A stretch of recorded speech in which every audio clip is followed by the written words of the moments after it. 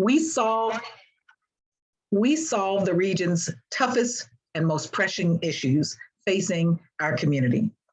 Today, I want to welcome you again to United Way NCA's Changemaker Education Series. It's a vision for economic justice in the greater Washington region. Changemakers is a 10-part education series where we convene thought leaders in conversations focused on trends that are in the national capital area and solutions that advance equity in our region. At United Way NCA, we truly believe that when none are ignored, all will thrive. So Greater Washington, as we get into it, is home to 20 of the wealthiest counties in the United States. But also families in our community are not equally sharing in this wealth. By almost every measure, education, income, housing, health, and wealth, our communities of Black, Brown, and other communities of color are significantly lagging behind their white neighbors. As home to the nation's capital and all the prestige, influence, wealth, and power that it promotes, we can and we must do better. Today, we will learn not only about the Greater Washington Community Foundation, their strategic vision of how they're working to close the racial wealth gap. I'm honored to be joined by our panelist, Tonia Wellons, the President and Chief Executive Officer of Greater Washington Community Foundation, and Ronnie Galvin, the Managing Director of the Community Investment Division, who will share the impetus behind their strategy and the interventions that the Community Foundation plans to bring and pursue to advance economic mobility in our region. So welcome, Tonia and Ronnie. Thank you for having us, Rosie. So to kick off the discussion, I want to invite both of you to share a little bit about yourself and the Community Foundation. We all know that you are significant leaders. You're certainly well known. I'll call you my icons anyway, because you're not only my friends, but you're also phenomenal leaders. So why don't we start with you, Tonia? Give us a little bit of background about who Ms. Wellons is, as well as the Community Foundation. Great. Thank you, Rosie, and thank you to you and your team for inviting us to be a part of this Changemakers conversation. So let me start with the beginning. I always say that I'm a small town girl with big city sentiments and dreams and ambitions. I'm Southern Virginia, but I've been in this region more or less for about 25 years. I've spent most of my career in the early days in international development, and then made a deliberate decision maybe 6 years ago when I joined the Community Foundation to have a deliberate focus on the community development needs, opportunities of this region. I've been at the Community Foundation, Greater Washington Community Foundation now for a little over 6 years. I joined immediately following a short stint with the Obama administration. And I joined in 2016, and 2016 as Vice President for Community Investment, and was named President and CEO, Rosie, as you might remember, in March of 2020. What interesting timing. And I've had the real, I would say the pleasure and the responsibility of working very closely with you, the United Way, with many of our partners in philanthropy during, what was one of the most, I would say, it was traumatic on the one hand, and incredibly impactful from a philanthropic perspective times of modern history in response to the global pandemic. And so Greater Washington Community Foundation is about 49 years old. One of the largest philanthropies in the region. We are, I'd say we have 3 core businesses. One is an asset management business, the other is donor services, and the other one's community development and investor and partner.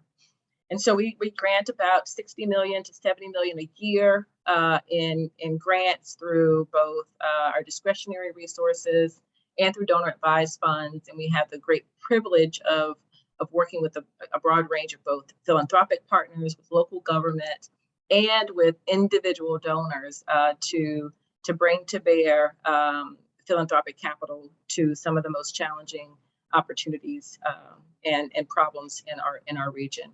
And so I look forward to sharing more about our work, our strategy, our vision for economic justice, and to close the racial wealth gap in the greater Washington region. Perfect. Thank you, Tonia. And so now to all of our viewers and listeners, you see why the Greater Washington Community Foundation is doing, I think, a bang-up job in being able to move this region forward. So now we'll hop over to your colleague, Ronnie, who we've known, of course, over the years in a number of different capacities. I call him the facilitator extraordinaire. So Ronnie Galvin, why don't you introduce yourself to our audience and tell us a little bit about your passion for equity? Hey, Rosie, good to be with you and the United Way family. And you talk about icons and rock stars. I mean, you are, and I've had a chance to engage with some of the staff out around the region, Nadelka and Ian, and they are rock stars in their own right. You've got quite a team there, and glad to be with y'all. Just real quickly, my background and what brings me to the work. I grew up, like Tonia, in a Black community in South Florida. And it was a kind of community where everybody's mama was everybody's mama. There was no such thing as homelessness. The police were the last people we called if trouble broke out. We knew what it meant to take care of each other and to hold each other accountable to some level of standards. The doctors and the dentists and the teachers and the plumbers and the janitors and the nurses, we all lived there together and we took care of each other. And what I've discovered over the course of my career is that that spirit of community is what I've tried to build everywhere that I am. And so I've been at the Community Foundation now for almost 2 years, right, Tonia? And I came into the foundation not at the height of the pandemic, but while the pandemic was still raging, at a moment where Tonia, as our president and CEO, had the audacious kind of gumption to say, we're going to actually retool and kind of reframe our strategic vision. And so I've been a part of the Brain Trust and the Soul Trust to help us reframe our strategic vision around economic mobility, the racial wealth gap, and neighborhoods. And I think the last thing I'll say just about who I am and how I showed up in the work, I'm also an ordained minister. And I think my faith, I don't wear it explicitly on my shoulder, but something tells me that the earth, the planet, and the people, that we have enough, that we are enough, right? And that we can create a future where everybody has enough. And so my faith and theology tell me that, and I try to bring that into my work, and really excited to be here with you and your team and looking forward to the conversation. Absolutely. So again, Ronnie, thank you so much.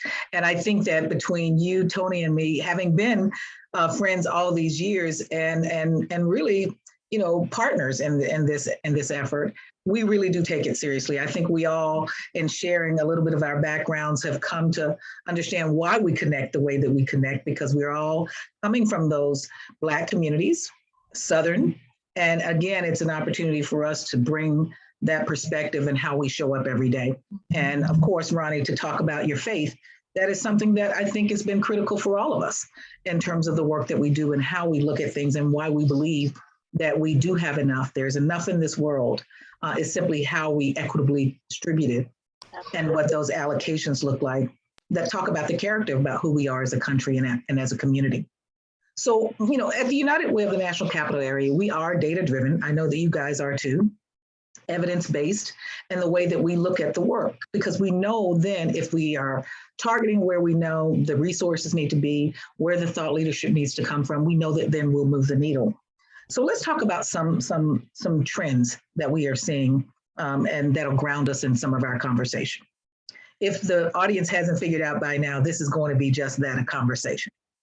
So although the wealth gap has fluctuated for Black and Latinx families relative to white families, and we took the data back from 1989 up to 2022, the ratio of wealth for white families, others, has remained largely unchanged, but still large when you look at it. So for instance, the average ratio of 24 cents per Black family for $1 for white families has been pretty much unchanged since 1989. Based on a 2019 survey of consumer finances, the most recent year that's been available, white families had a median income and a median wealth of $188,200 compared to $24,100 for Black families and $36,100 for Latinx families. Blacks with at least one college degree still had about 30% less wealth than their whites without a college degree. It's about $57,000 compared with $81,000 respectively. And we all recognize that economic mobility shows up in a lot of different ways. For many of us, it's our homes. Home ownership has been key. For those who know me, I spent 21 years in home ownership working for Fannie Mae. And so I believe in what home ownership can mean because I know it stabilizes communities, it stabilizes families. So let's talk a little bit about, again, income. We think about retirement, we think about home ownership, we think about savings, we think about 401k plans, all of those tools, for lack of a better term, that have helped build the mobility of white families and what that lack of or less of has been able to harm or just simply not allow Black families to go at a rate that I think is commensurate with who they are and what they bring to the workplace as well. So those gaps are here. They're, again, they're in every area.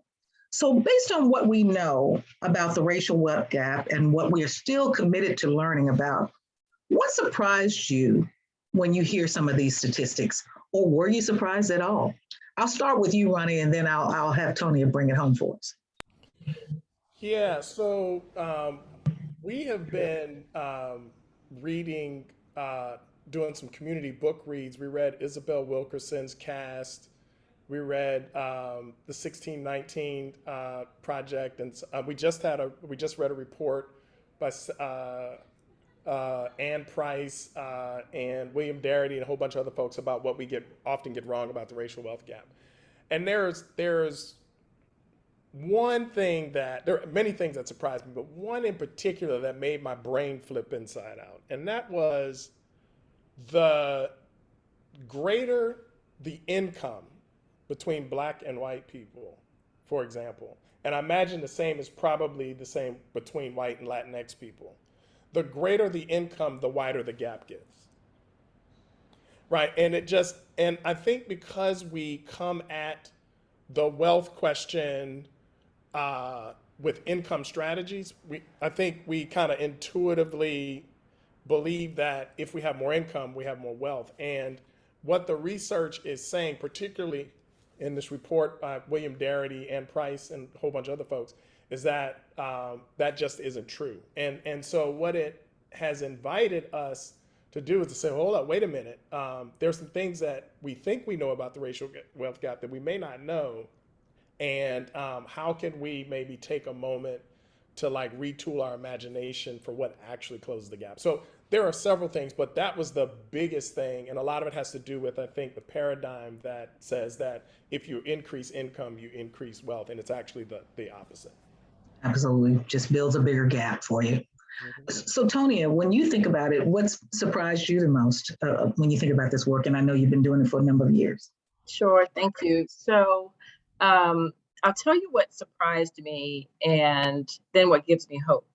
I would say that I was first surprised, Rosie, when we first started talking about having a focus on the racial wealth gap, that there was a bit of resistance in terms of sort of uptake for the initial positioning, sort of what it meant for the other things that we would do. Like, why are we focusing on sort of the racial wealth gap and not necessarily, education or affordable housing and all of the other kind of thematic issue areas that we have focused on traditionally. And what we began to share is that when you're solving for the racial wealth gap, you are in fact continuing to focus on all of the things, but you're looking at it from a different lens. You're looking at it from both an economic lens and from a racial lens. And so part of what we've insisted on doing, as Ronnie has said, is understanding the history. because if you don't have a full appreciation of the history of how we got here, then what we run the risk of doing is perpetuating the harm and actually having the opposite impact of what we intend to do. And so we've been talking about, we talk about how the racial wealth gap is cumulative. And it's a cumulative impact of slavery, of racial hierarchy, of reneged promises and bad policy, of Jim Crow, of redlining, of predatory lending practices, of student loan debt, of home ownership rates and property devaluation. And so we believe that it's probably the greatest manifestation of systemic racism, but it also presents the biggest opportunity for repair and redress. And so while it's the cumulative sort of a problem, it also creates, I think, a clear way for us to talk about the pathway for resolve and for redress in a way that dealing with single focused issues in and of themselves just doesn't allow us to do. So that's the part that gives me hope, Rosie, because we get to have a set of targets and metrics as you led us with, that give us a set of ambitions around how we need to organize our work and our thinking and our investments so that we're really focused on closing the gap and increasing economic mobility. You know, Tonia, you're absolutely right. And when you were naming all of those systemic attributes, if you will, then you really shouldn't be surprised that we find ourselves where we are, because these are things that have been ingrained. And, you know, when Ronnie was saying, the surprise for him is the greater the income, the greater the gap, because it just follows you. If those systemic things are not dealt with, then it's just, what is it? More money, more problems kind of thing. And so when I think about what you said, Tonia, in terms of the resistance, I have to tell you, I concur with that. I think it's been a little bit of, for many of our allies who are with us on this journey, they still have the opportunity to live in their privilege. So while I think that they care, and I do believe that we have many allies who care, who are in this with us, there's still an opportunity for us to still do better. And so I want to ask you, Tonia, let's go a little deeper into the process that you all went through for developing your framework for your 10-year strategic vision and how it's going to address these truly catalytic issues, because this is our lifetime.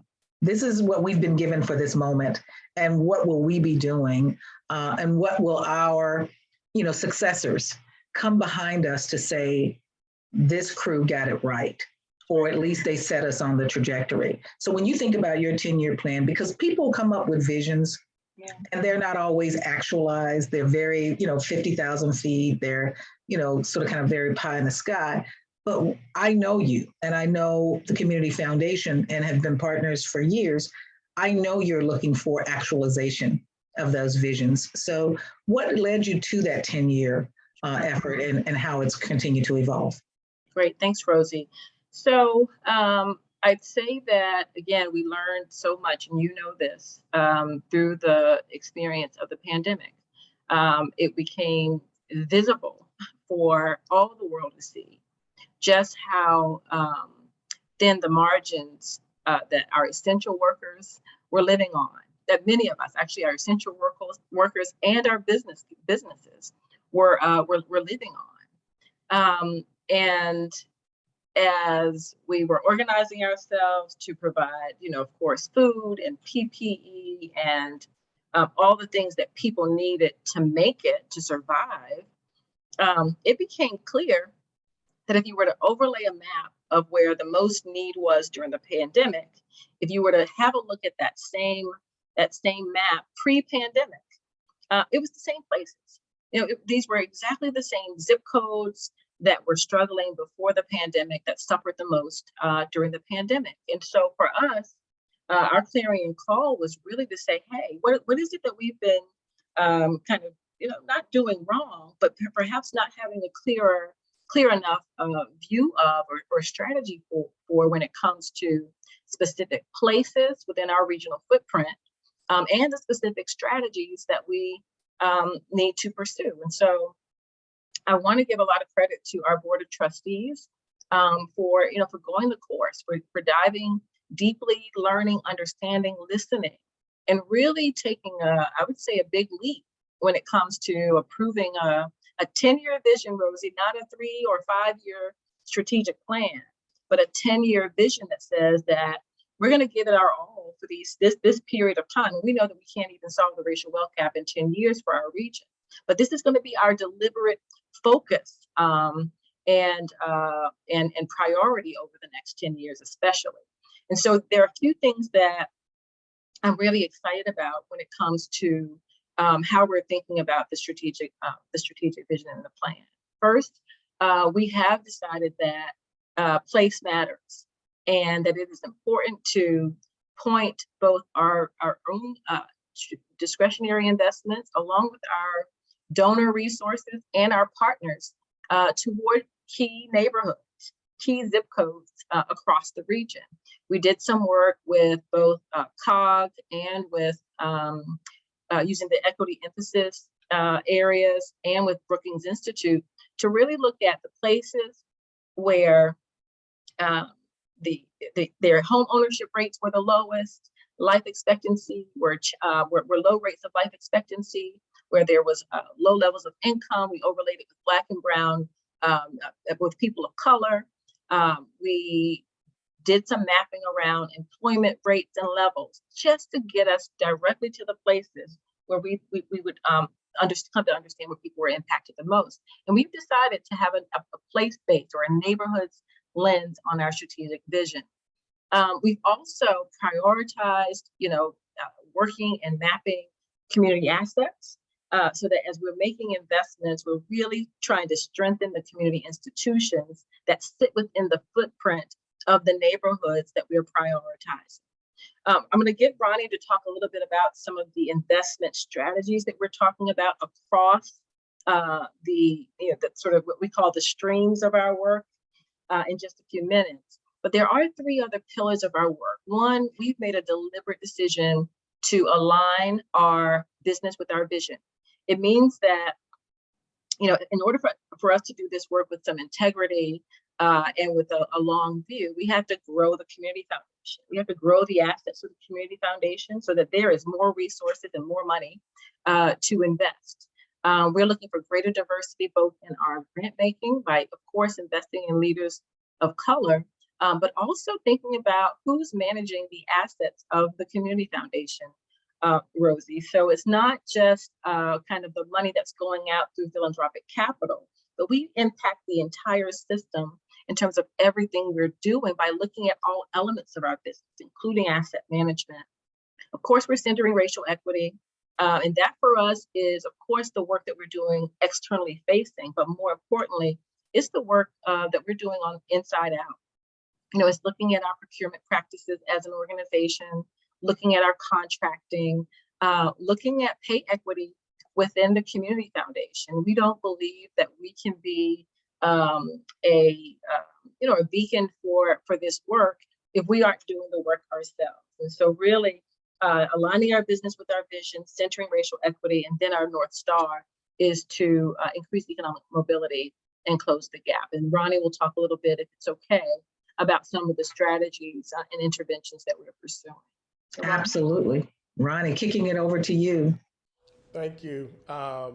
So we've been thinking about issues of economic mobility and the racial wealth gap in terms of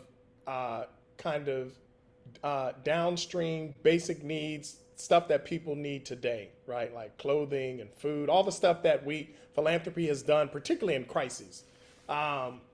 Midstream kind of interventions where people save money, education and things alike. But as Tonia talked about the interactions with our trustees and our advisory boards, right? We got a clear signal from them as we started looking at kind of the historical, social kind of underpinnings of the racial wealth gap, that we needed to actually be working on structural solutions, right? Things that could actually change the game. And so we've identified, 10 to 12 different strategies, but there are 3 that are what we call our gateway strategies, right? To over the course of this 10-year plan, as we're kind of now in like year 1.5, we want to launch this effort with around these 3 strategies. The first one is one that might be familiar to folks. The 529 programs that you hear, I think Virginia, Maryland have these programs, which are universal programs, opt-in programs.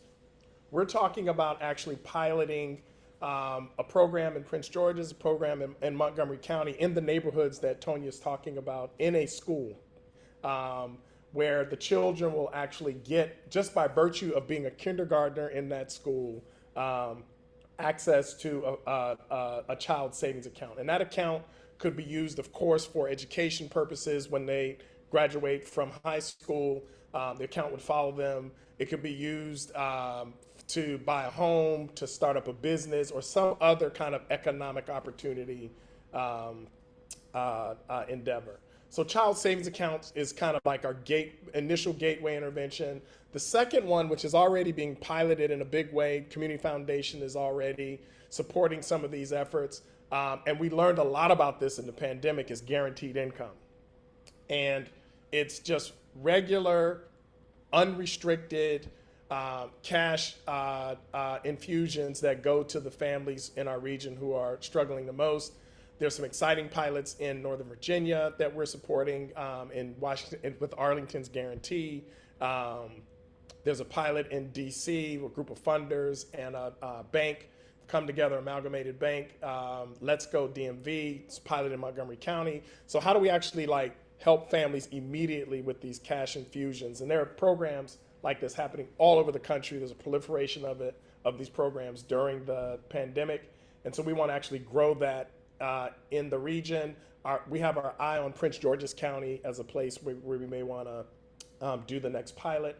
And then the last one is a more of a systemic, and Rosie, you used that word earlier, a more systemic structural solution that brings together child savings accounts and guaranteed income, and how the economy is operating in a particular neighborhood. And we call that frame community wealth building.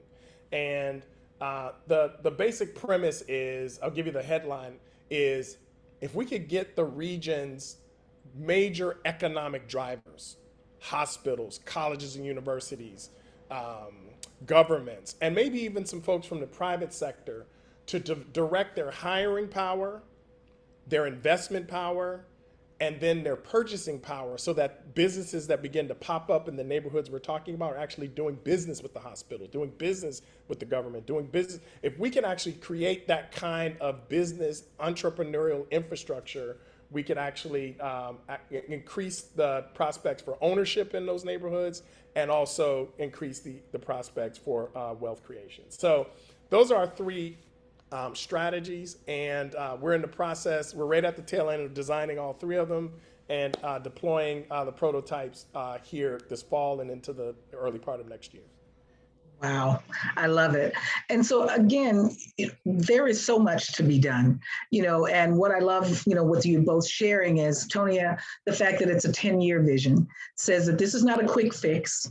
It's not going to be done tomorrow, to manage the expectation for those who may not want to be able to believe that it's possible. But then with great specificity, Ronnie, that you've shared in those 3 key areas, as someone who grew up where the bank lady came to my school, with that little passbook savings account, we don't understand how much that matters. Something as simple as, for me growing up in Mississippi, we had what we used to call Christmas club accounts, where, you didn't have to use it for Christmas because everybody didn't celebrate Christmas. But what it was a savings that you put aside for a specified period of time, and you knew to look forward to it. So you were ingrained to believe that it's okay to save and that it should be commonplace. I will tell you, I married a spender and I'm the saver, but that's okay. We worked it out over these years by now. So it's going to be all right. But I do want to talk about a little bit about our partners, because Tonia, you mentioned your board of trustees, and we have a phenomenal board of directors at United Way of the National Capital Area who have pushed us, quite honestly, beyond what we thought we could do. In our first community commitment, which is now about 7 years ago, we had education financial stability and health. And one of the things that we were talking about is not just general education. What about education? And it was the middle school where we thought that that was where we had the greatest potential for impact. And at that time, we had said to our board, okay, we're going to meet 50% of the students' needs who are in Title I schools, where there's a high propensity for free and reduced lunch. And we had this $10 million commitment that we were going to do over 10 years. Our board came back to us and said, 50%. No, you're going to do 100%. And that went from 10 million to $12.3 million. And so when we have boards that get it, but help us to not only be courageous in the way that we push things out, but they truly are with us on the journey, we know that it's possible. So I salute your board of trustees the same way I try to salute our board of directors, and they are the key because they can open doors for us. Sometimes, for lack of a better term, they legitimize us. Absolutely. Because they're able, people see and respect them. And when you have a great board that's made up of, iconic leaders, people then respect the work too. So I know that that's the key. Tonia, you brought up our work that we did together. We all feel like we lived through that pandemic. And it talks about the partnerships in terms of how we bring everybody together. In this particular instance, it was bringing the sector together. You mentioned at the conversation that many of the issues that were highlighted during COVID, and we recognize that we're still in COVID for those who may be still suffering, but at the height of it, when we weren't quite sure what it was, how it was going to work, and how long it was going to last, we came together. Absolutely. And to your point, the issues that were highlighted then were issues that were already there. They weren't new. They were simply exacerbated by what was happening in that moment. Can you share a little bit about, your thinking at that time when we were having those phone calls, and literally you called me, I called you, I can't remember, but we were like, let's do this. And every Friday at 10 a.m., it was our colleagues from all kinds of just a funding community. And it didn't matter that it was not racially tied. It was simply, we all are in this crisis together. There was no one that was untouched by COVID. No one saw it coming. None of us had a crystal ball, but no one could have anticipated that it would last as long as it had, and that it would be as demonstrative as it has been for us as a global entity, if you will. So what was your thinking about, how you leveraged Greater Washington Community Foundation in that time? Thanks, Rosie. It was a unique time, I'd say, first as a new CEO,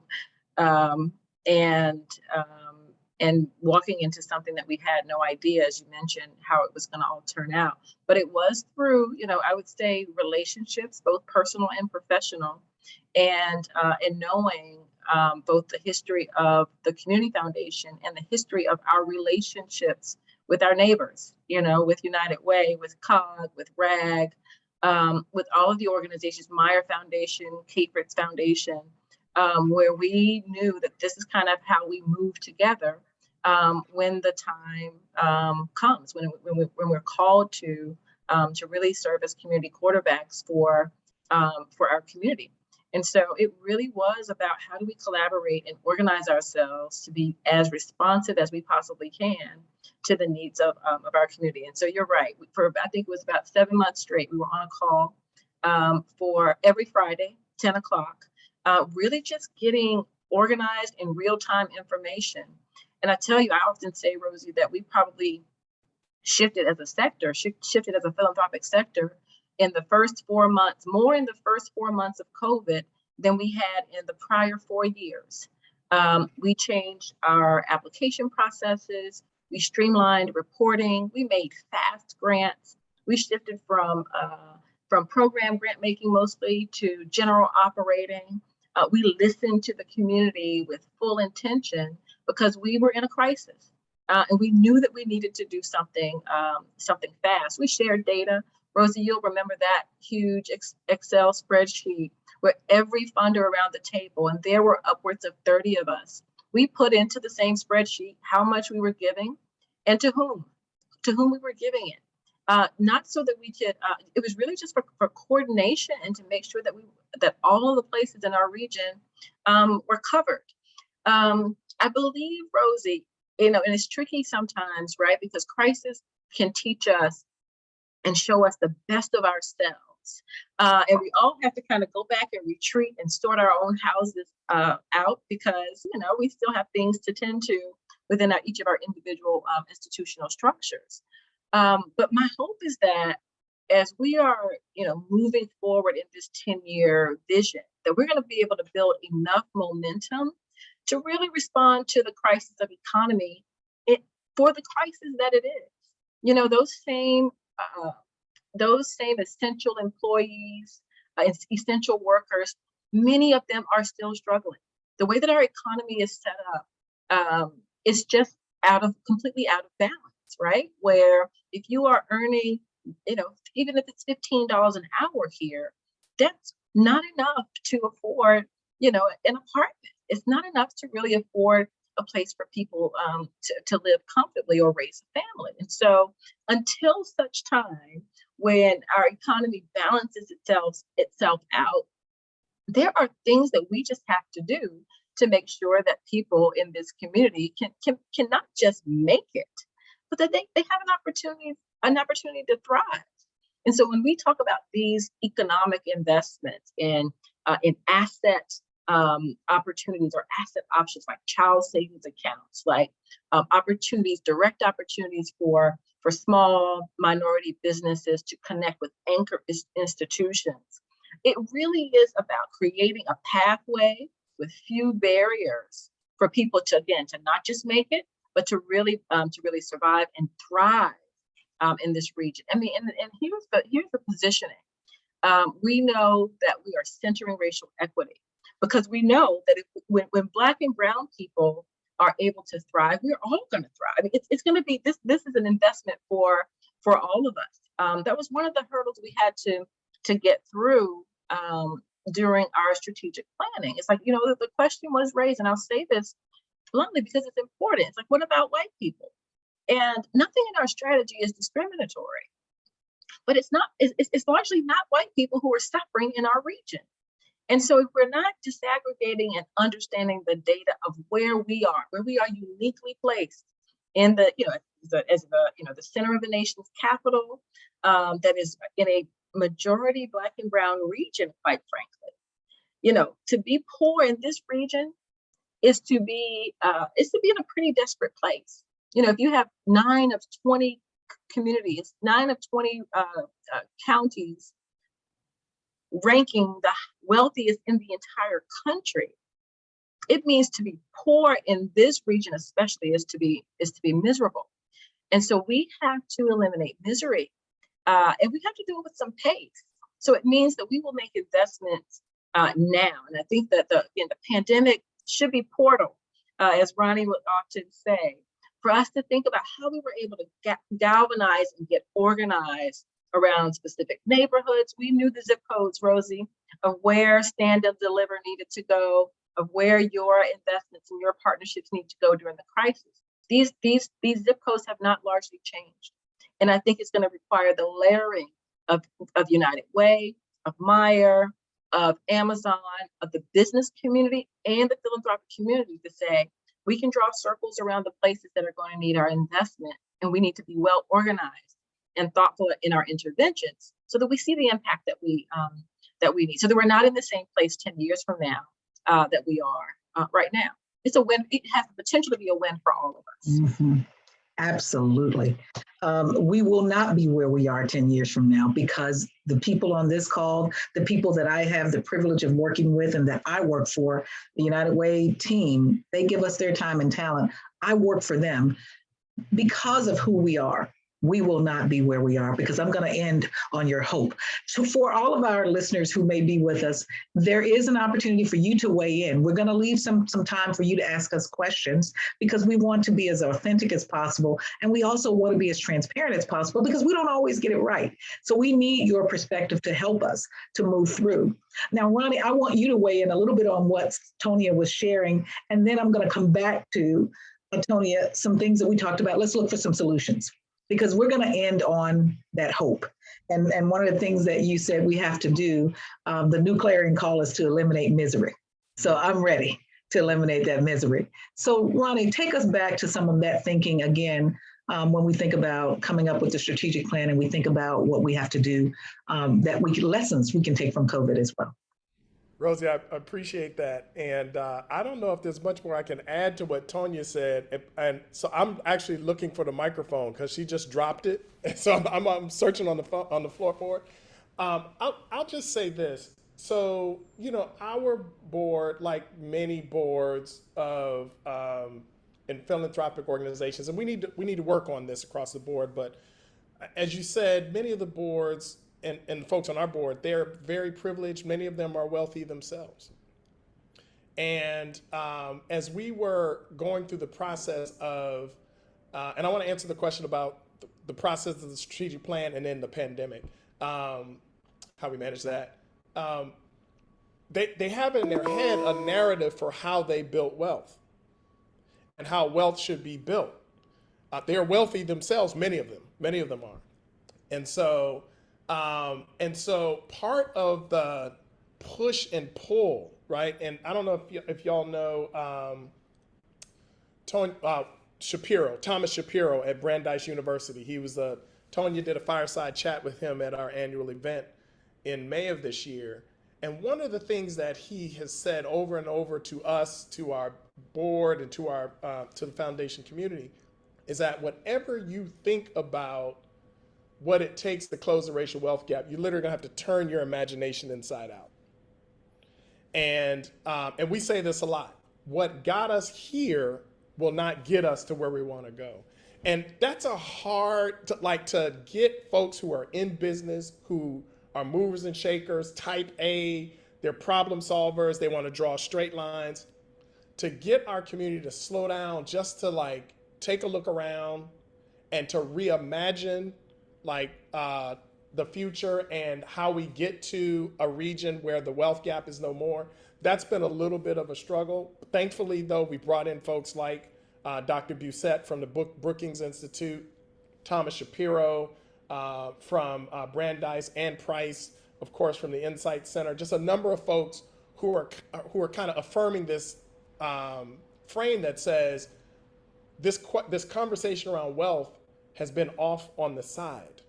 And it's just now, we've talked about income, we've talked about poverty, but we really haven't talked about what it takes to build wealth and to close the racial wealth gap. So let's create some space for that, but let's not talk too long because we got to get to work, right? So anyway, so that's been fun, and a little bit in moments we've had to engage in jujitsu to kind of get folks into the conversation. Tonia, I really appreciated the nod you gave to the portal language. Ruby, I don't know if you remember that call we were all on right at the height of the pandemic. I think so many people showed up for the Zoom call that we actually had to turn people away. And I think the title was What This Moment Requires of Us, or something like that. We were talking about the pandemic, and we talked about the pandemic as an apocalypse. So I'm going to try not to preach. But go right ahead. And when we think about apocalypse, we think about the end of all things. But there's another meaning for apocalypse, and Tonia just alluded to it. It is the revelation of truth and reality that has always been present, but we refuse to see it or acknowledge it. And that's what the pandemic did. It ripped away the scales that were over a lot of our eyes, and we saw some truths that had been present in the American political economy and right here in Washington, D.C., and it was undeniable for a critical mass of folks.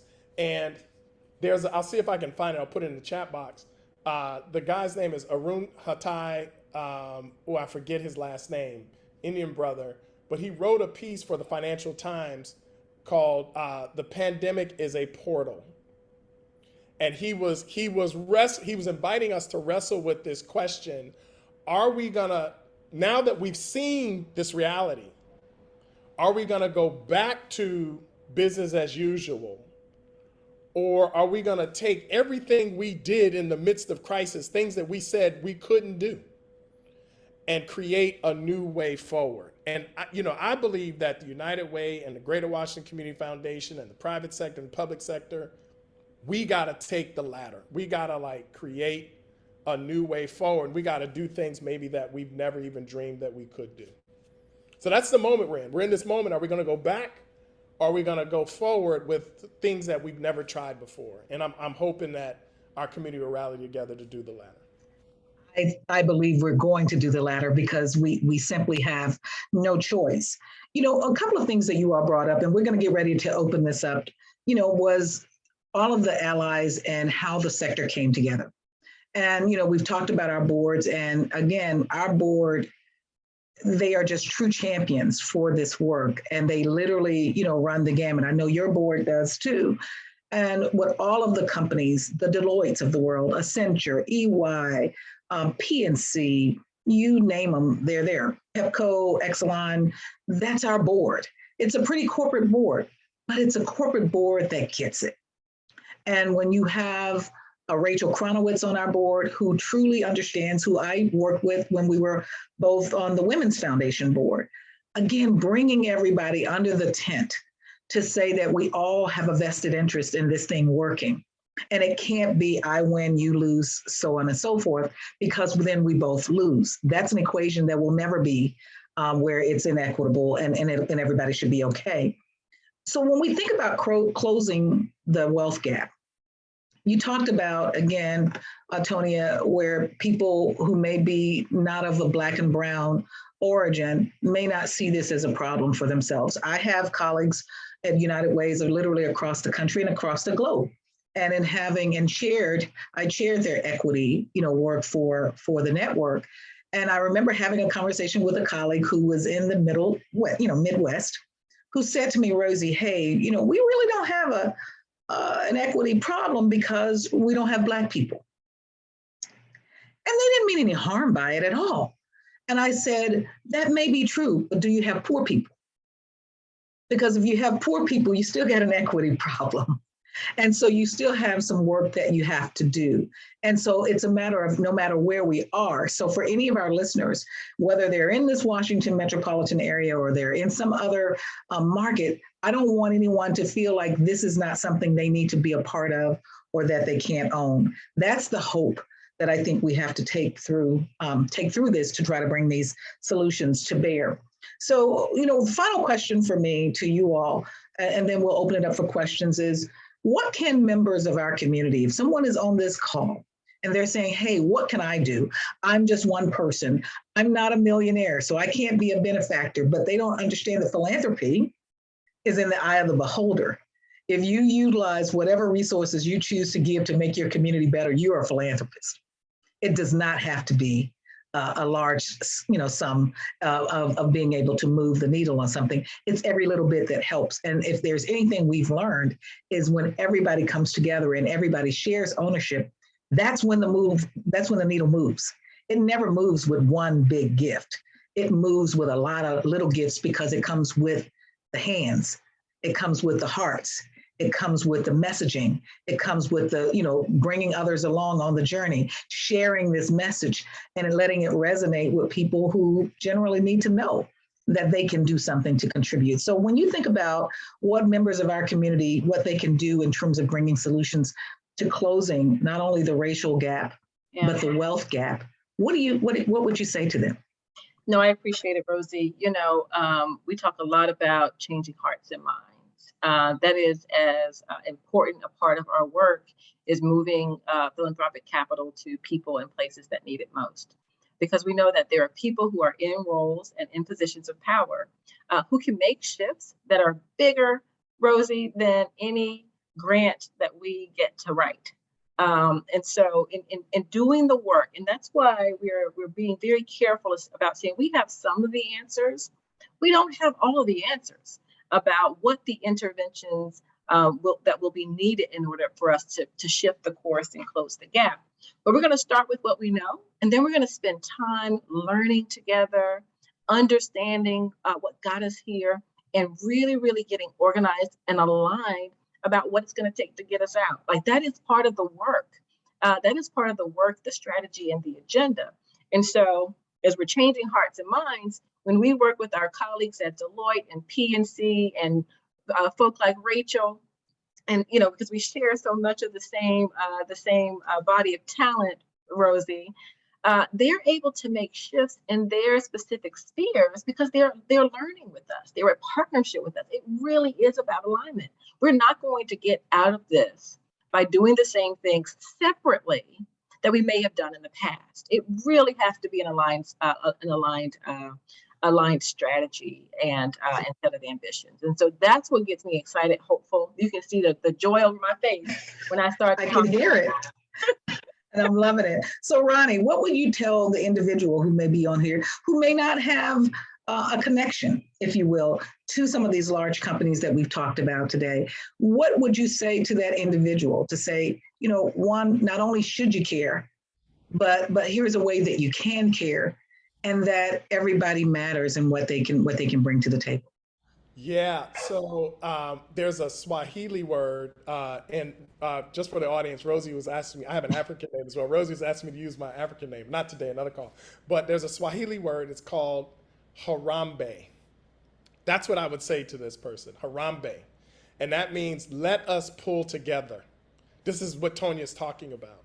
And we got to raise a lot of money, and we got to deploy a lot of money to do this work, right? Because the level of harm that has happened in these communities, we have to match that with a level of resources to undo that harm, right?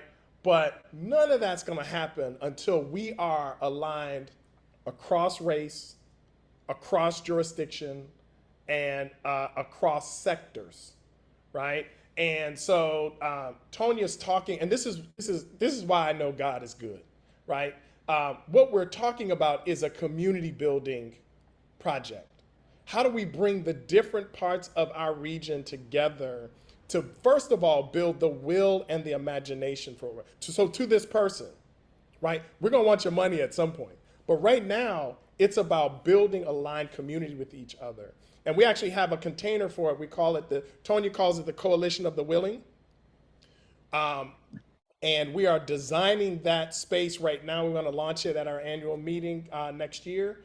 And we want to actually, what would it look like if you had business owners, government folks, public sector folks, and folks on the ground all aligned around closing the racial wealth gap over the next 10 years? That's the kind of community and public will that we think has to be on the front end of this 10-year strategy. And we are absolutely excited about building that kind of community in the nation's capital, when community and democracy and cooperation and things the like are being called to question. We defy that, and we believe we can build it right here. We absolutely will. And so I want to now give us a chance to do a few questions. And I know I saw some that were placed in the Q&A box, so we want to ensure that we get to that. If we go just a minute or two over, we hope that you'll indulge us because we believe that this is important work. And then we'll come back and we'll just close out. So with that, I want to introduce my colleague, Stephanie Crane, who leads all of our community impact work along with her colleagues on the CI team, who's going to help us with some of the questions. Good afternoon, Stephanie. Good afternoon, Rosie. Thank you so much. I'm honored to be here. We have some wonderful questions. So one of the questions was, how can we drum up the urgency we had for the COVID-19 pandemic for economic justice overall? So how are we going to capitalize on that and utilize it? Well, Rosie, I'm hoping that, thank you, Stephanie, that conversations like this will help to continue to ignite the fire. I mean, it really is about leading by example, demonstrating the kind of partnership, transparency that we showed at the height of COVID-19 as part of the sort of the ongoing way that we operate and work together. People are wired differently. And so when we respond to crisis, all of us are operating, I think, at our highest and best sort of places as humans. And we just have to call on that and draw from that strength as a going concern, because people are living in crisis. And we have to move with a level of urgency, understanding, and pace in order to respond to the conditions that they're facing right now. Absolutely. We have another question in the chat box from Marianne Dillon. We're a community-based nonprofit housing agency. We want to examine all our programs to think through if we are helping to solve racism versus contributing to racism? For example, our home ownership programs target low-income neighborhoods versus communities of opportunity. Are we helping or hurting? And what research can we look to help guide us as we examine our programs? Wow. Ronnie, yeah, No, thank go you, ahead. Marianne. Ronnie, do you want to chime in here? Sure, yeah. So, Marianne, first of all, thank you for such a courageous question.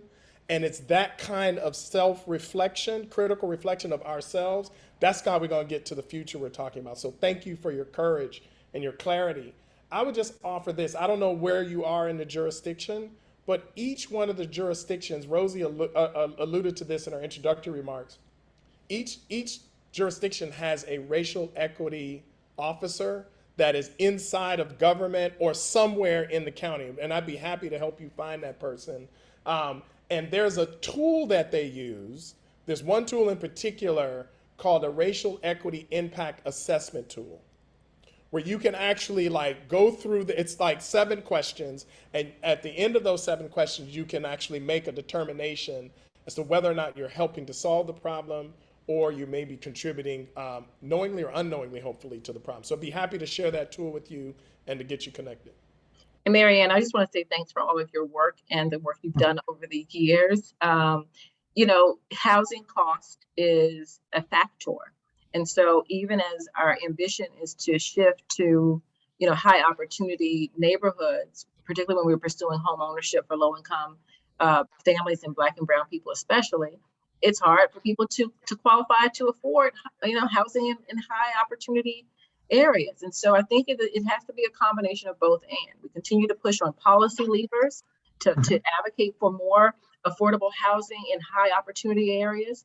And we also continue to make the opportunities available to families in the places where we can, you know, support them and afford them now, becoming homeowners. And even as home ownership has shown sort of the racial inequity in it, it is still an opportunity for families to begin to accumulate wealth. So that we have to address the systemic issues and the systems issues and the policy issues, pricing issues on the one hand, even as we're continuing to make the opportunity available for families and people who deserve them. Absolutely. I know we're at the hour, and Marianne, who I've known over the years from my housing days as well, you have been on the forefront, and Ronnie's right. That was a very courageous, because if we're taking the time to have these conversations with ourselves about any particular work that we do, in this particular instance, Marianne brought it up from a housing perspective, but there's inequity in education. There's inequity in healthcare. So we should all be posing the question as to whether or not the work that we're doing, whether or not it's contributing toward the systemic racism, or whether or not we're trying to be a solution and try to close that gap. So if we all question ourselves, that's part of the journey that we're on together as well. So I want to stop here and just simply say thank you. We know that this was not going to be enough time to be able to get everything that we wanted to get out, but I do want to just end with saying thank you to Tonia and Ronnie for not only your friendship, your partnership, but for your leadership. Because of you, our community is certainly going to be better, and we will continue to have this discussion. But also because of you and your colleagues and the colleagues that I work with every day at United Way, we know that the best is indeed yet to come. So if any of you who are on this call want to join us on this journey, they can always go to the Community Foundation's website. We can also go to United Way of the National Capital website. There are opportunities coming up, Project Community Connect for us. And of course, go back and listen to some of these former Change Maker series with great leaders that all of us have probably known, or you may not know, and that you need to get to know in order to be able to see how so many others are on this journey with us. So I want to thank you on behalf of your United Way to our guest today, Tonia Wellons, the President and CEO of the Greater Washington Community Foundation, and Ronnie Galvin, the Managing Director of their Community Engagement Division as well. So thank you to my friends for joining us, and thank you to everyone for being on this call. Any parting words? And you get the last ones. Thank you very much, Rosie, for your partnership and for your friendship. You have it. Amen. All right. Thank you so much, everyone. Please enjoy the remainder of your day. Be well.